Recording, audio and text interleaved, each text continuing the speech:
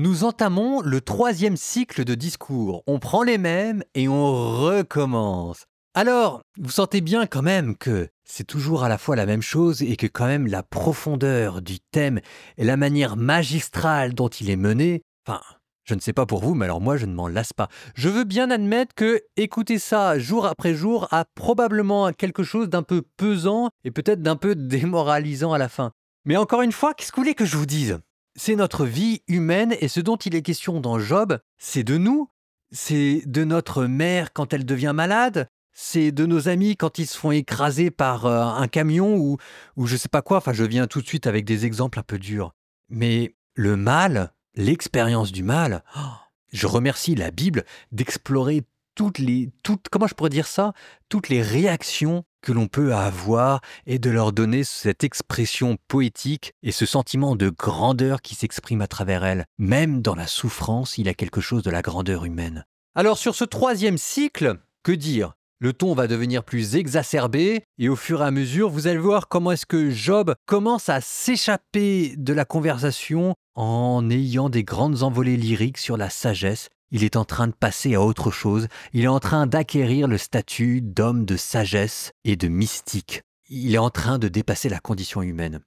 Nous commençons donc avec le chapitre 22, troisième discours d'Éliphaz, suivi du discours de Job, chapitre 23 et 24.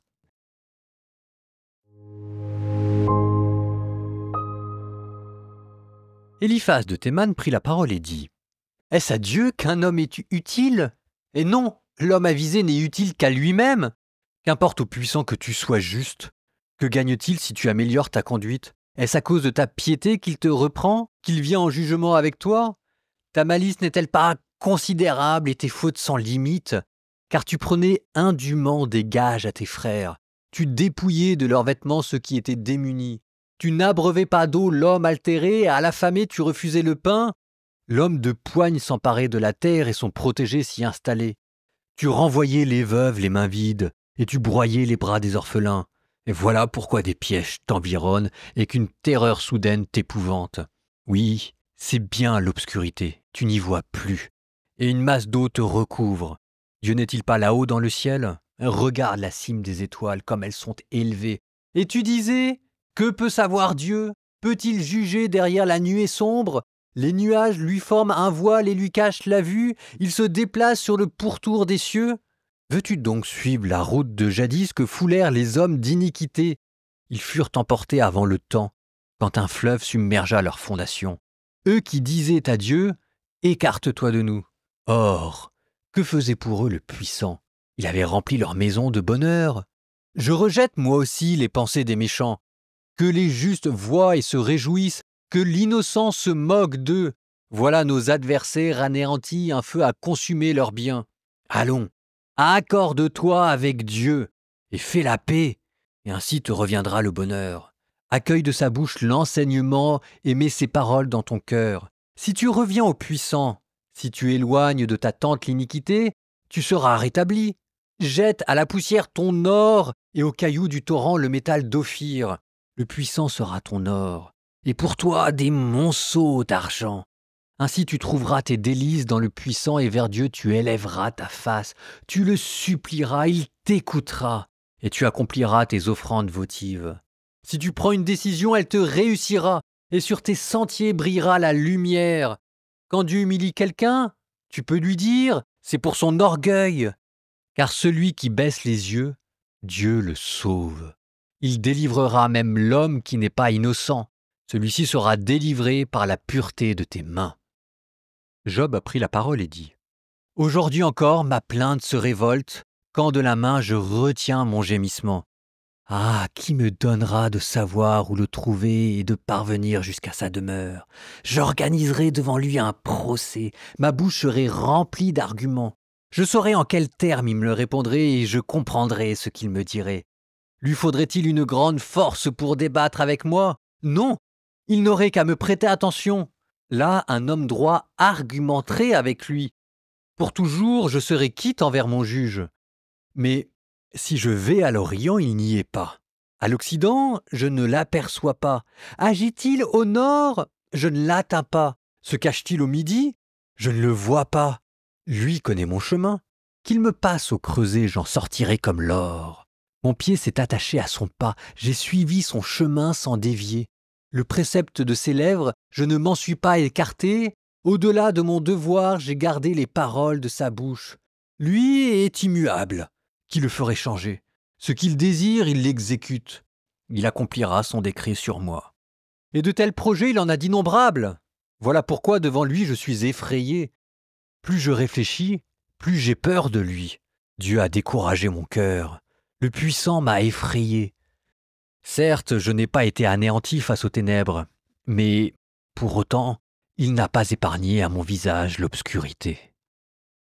Puisque les occasions favorables ne sont pas cachées aux puissants, pourquoi ces fidèles ne le voient-ils pas intervenir? Les méchants repoussent les bornes, ils conduisent au pâturage des troupeaux volés, ils emmènent l'âne des orphelins, ils prennent en gage le bœuf de la veuve, ils écartent du chemin les nécessiteux, les malheureux du pays doivent se terrer ensemble. Tels les ânes sauvages du désert, ils sortent pour leur ouvrage en quête de nourriture. Le pain, pour leurs petits, c'est la steppe. Dans les champs, ils coupent du fourrage et ils grappillent la vigne du méchant. La nuit, ils la passent nue, faute de vêtements, sans couverture dans le froid. Trempés par les pluies des montagnes, privés d'apéris, ils se blottissent contre le rocher. On arrache l'orphelin du sein de sa mère et on le réclame des gages aux pauvres. Ils s'en vont nus, faute de vêtements. Affamés, ils doivent porter les gerbes. Dans les enclos des autres, ils extraient de l'huile. Ils foulent au pressoir alors qu'ils sont assoiffés. Dans la ville, les gens se lamentent. Les blessés dans un souffle appellent à l'aide, mais Dieu ne prête pas attention à la prière. Quant aux méchants, ils se rebellent contre la lumière. Ils n'en reconnaissent pas les chemins et n'en fréquentent pas les sentiers. Le meurtrier se lève au point du jour. Il assassine le pauvre et l'indigent. Et la nuit, il se fait voleur. L'œil de l'adultère guette le crépuscule. Personne ne me verra, dit-il. Et il se met un masque sur le visage. Un autre, dans l'obscurité, force les maisons. Le jour, ils se tiennent claquemurés. Ils ne connaissent pas la lumière, car pour eux tous, l'ombre de mort est clair matin, accoutumés qu'ils sont aux terreurs de cette ombre. Ils sont emportés à la surface des eaux.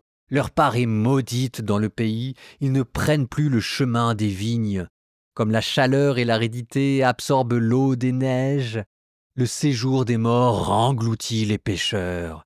Le sein maternel les oublie, la vermine fait d'eux ses délices, personne ne garde leurs souvenirs. Et la perfidie est brisée comme un arbre. Ils maltraitent la femme stérile parce qu'elle ne donne pas d'enfant. Ils ne veillent pas au bien-être de la veuve. Dieu, par sa force, fait durer les puissants. Mais quand il se dresse pour juger, l'homme n'est plus sûr de vivre. S'il leur accorde la confiance pour appui, ils gardent pourtant les yeux sur leur conduite. Élevés pour un temps, ils ne sont plus, rabaissés, ils sont moissonnés comme tous les hommes et se fanent comme la tête d'un épi. N'en est-il pas ainsi? Qui me démentira? Qui réduira mes paroles à néant?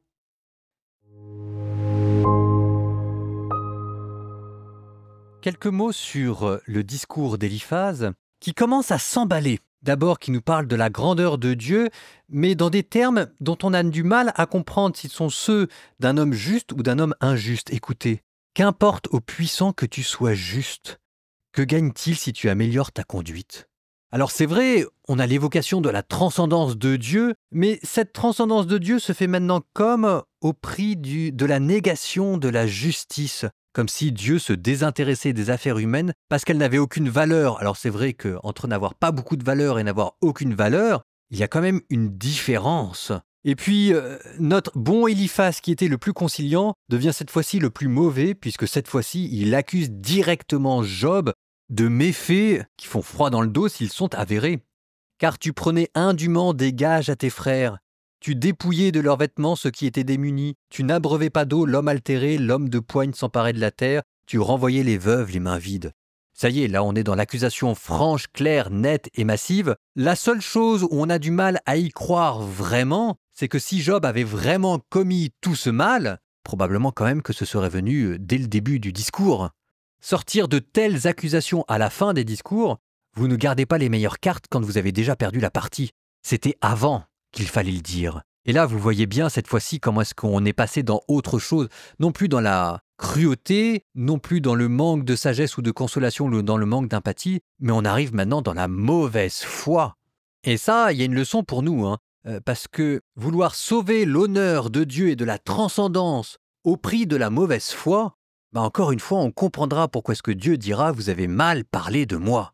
En face de cela, Job clame à nouveau son innocence et développe un nouveau thème, celui de l'absence de Dieu. Je veux dire, c'était déjà présent, mais là, ça prend des thèmes poignants. Mais si je vais à l'Orient, il n'y est pas, à l'Occident, je ne l'aperçois pas. Agit-il au nord, je ne l'atteins pas, se cache-t-il au midi, je ne le vois pas. Lui pourtant est censé connaître mon chemin, qu'il me passe au creuset, j'en sortirai comme l'or. Dieu qui est présent parce qu'il fait souffrir Job est quand même absent parce qu'il refuse de lui répondre. Et c'est le thème de cette absence qui fait souffrir qui est développé dans la réponse de Job. Et là, ça nous renvoie à nos propres prières quand nous nous tournons vers Dieu pour lui dire « Où es-tu » ? Nous terminons par une prière en nous souvenant de Dina et de toutes ces femmes qui sont maltraitées. Au nom du Père et du Fils et du Saint-Esprit. Ô Dieu de justice et de miséricorde, toi qui as vu la douleur de Dina, entends le cri silencieux des femmes blessées et fais-leur justice. Soutiens-les dans leur souffrance, entoure-les de ta tendresse infinie, qu'elles trouvent refuge à l'ombre de tes ailes. Donne-leur la force de se relever, de marcher à nouveau la tête haute malgré les cicatrices, et que l'histoire de Dina ne soit jamais répétée. Seigneur, toi qui transformes leurs larmes en rivières de guérison, que la honte ne soit jamais leur fardeau.